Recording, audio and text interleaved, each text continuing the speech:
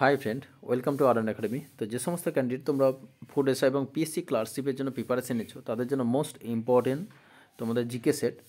তো যে প্রশ্নগুলো দেখাবো সেগুলো কিন্তু প্রিভিয়াস ইয়ার খুব কমনযোগ্য প্রশ্ন। তোমরা প্রশ্ন কোয়ালিটি দেখলে বুঝতে পারবে। অথচ সামনে আবার তোমার 16 তারিখ WBCS পরীক্ষা আছে।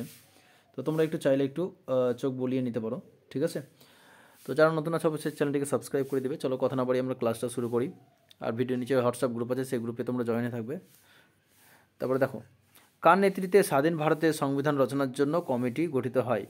প্রশ্নটা ভালো করে দেখো, কার নেতৃত্বে স্বাধীন ভারতের সংবিধান রচনার জন্য কমিটি গঠিত হয়? এই যে সংবিধান রচনা, এই সংবিধান রচনার জন্য কমিটি গঠিত হয় কার জন্য? কার নেতৃত্বে হয়েছিল? Doctor BR. আম্বেদকর। তাহলে ডক্টর বি.আর. আম্বেদকরের নেতৃত্বে ভারতের যে সংবিধান রচনার জন্য কমিটি কিন্তু গঠিত হয়েছিল। ঠিক আছে, ভেরি ভেরি ইম্পর্টেন্ট প্রশ্ন। তারপর নেক্সট প্রশ্ন কি বলেছে, ভারতের নতুন সংবিধানটি কবে গণপরিষদ কর্তৃক গৃহীত হয়? এই যে ভারতের যে এই প্রশ্নটা কিন্তু ডব্লিউবিতে তোমাদের ছিল, খুব ইম্পর্টেন্ট প্রশ্নটা কিন্তু খুব আসে। ভারতের নতুন সংবিধান কবে গণপরিষদ কর্তৃক গৃহীত হয়? যে ভারতের সংবিধান কবে গৃহীত হয়, ঠিক আছে, কবে গৃহীত হয়েছিল?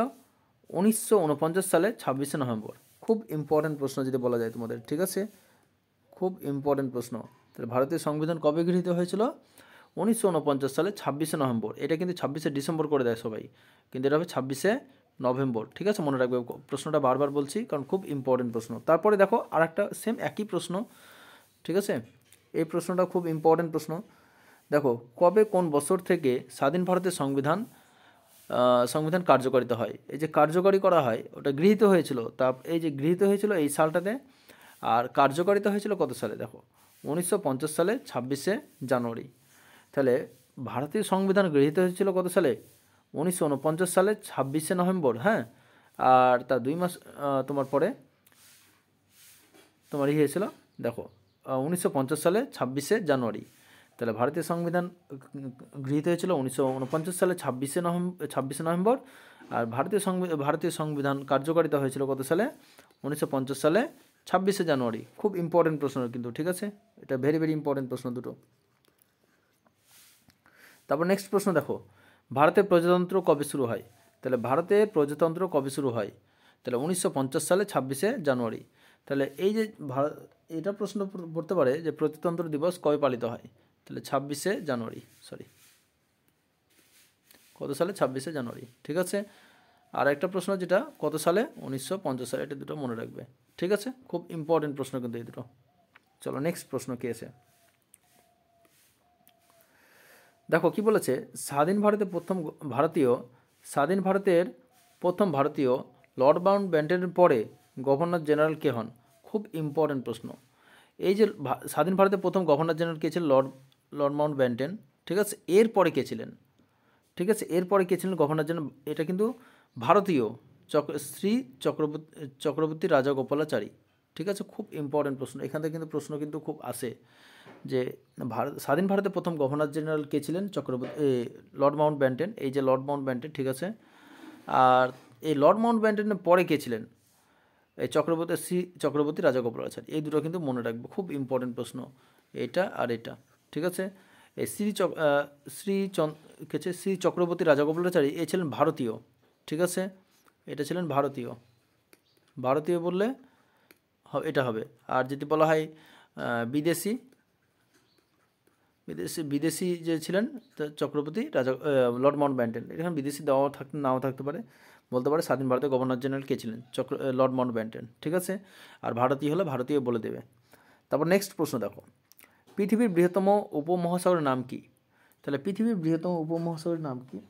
খুব ইম্পর্টেন্ট প্রশ্ন, খুব সুন্দর প্রশ্ন। চলো, হ্যাঁ, পৃথিবীর বৃহত্তম উপমহাসাগরের নাম কি? মেক্সিকো উপসাগর, ঠিক আছে। তাহলে পৃথিবীর বৃহত্তম উপসাগরের নাম কি? মেক্সিকো উপসাগর। খুব ইম্পর্টেন্ট প্রশ্ন, মেক্সিকো উপসাগর, ঠিক আছে। তারপরে চলো নেক্সট প্রশ্ন।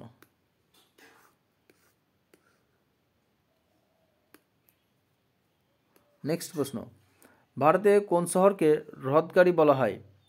তাহলে ভারতে কোন শহরকে হ্রদগাড়ি বলা হয়? হ্রদগাড়ি বলা হয় কাকে? ভারতে কোন শহরকে হ্রদগাড়ি বলা হয়? রাজস্থানের উদয়পুরকে। তো ভারতের কোন শহরকে হ্রদকারী বলা হয়?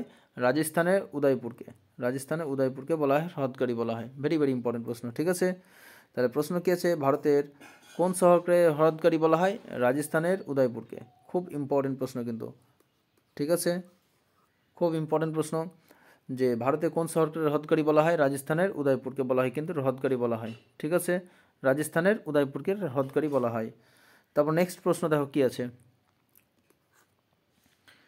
খুব ইম্পর্টেন্ট প্রশ্ন, পৃথিবীর দীর্ঘতম সেতু কোনটি? তাহলে ভারতের কোন শহরকে হ্রদকারী বলা হয়? রাজস্থানের উদয়পুরকে বলা হয়।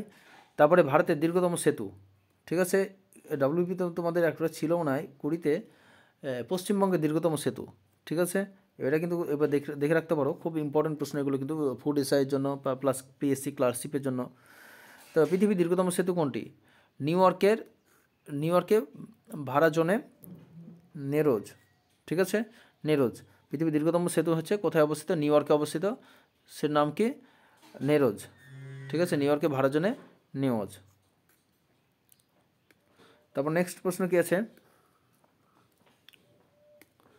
তারপর নেক্সট প্রশ্ন আছে কি দেখো, সবচেয়ে বেশি সাদা হাতি কোথায় দেখা যায়?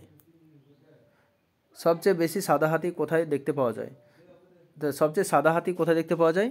শ্যামা দেশে, ঠিক আছে, শ্যামা দেশে কিন্তু সবথেকে বেশি সাদা হাতি দেখা যায়। এই যে সাদা হাতি, ঠিক আছে, সাদা হাতি সবথেকে বেশি কোথায় দেখা যায়?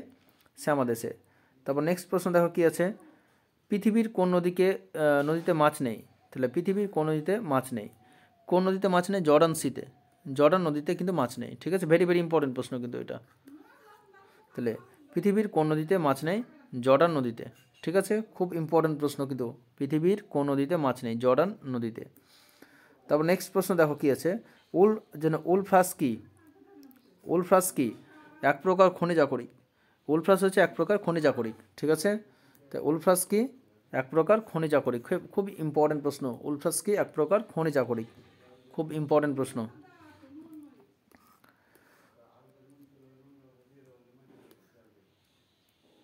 তারপর নেক্সট প্রশ্ন দেখো কি আছে, গান্ধী সাগর কি?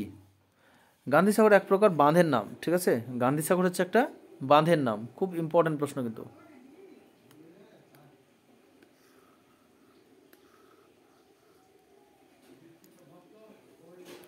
তারপরে দেখো, আমাজন নদী অববাহিকার অরণ্য তৃণভূমিকে কি বলা হয়? এই যে আমাজন নদী অববাহিকা, খুব ইম্পর্টেন্ট, আমাজন নদী অববাহিকায় অরণ্য তৃণভূমিকে কি বলা হয়? কি বলে? কি বলে? সেলভা বলে, সেলভা। তাহলে এই আমাজন নদী অববাহিকার তৃণভূমিকে কি বলা হয়? কি বলা হয়? সেলভা বলা হয়, ঠিক আছে, আমাজন নদী অববাহিকায় তৃণভূমিকে কি বলা হয়? সেলভা বলা হয়। তারপর নেক্সট প্রশ্ন কি আছে দেখো, স্টেপ অঞ্চল কোন জায়গাকে বলা হয়? তাহলে এই যে স্টেপ অঞ্চল, ঠিক আছে, কোন জায়গাকে বলা হয়? মধ্য ইউরোপ ও এশিয়া তৃণভূমি অঞ্চলকে বলা হয়। তাহলে স্টেপ অঞ্চল কাকে বলা হয়?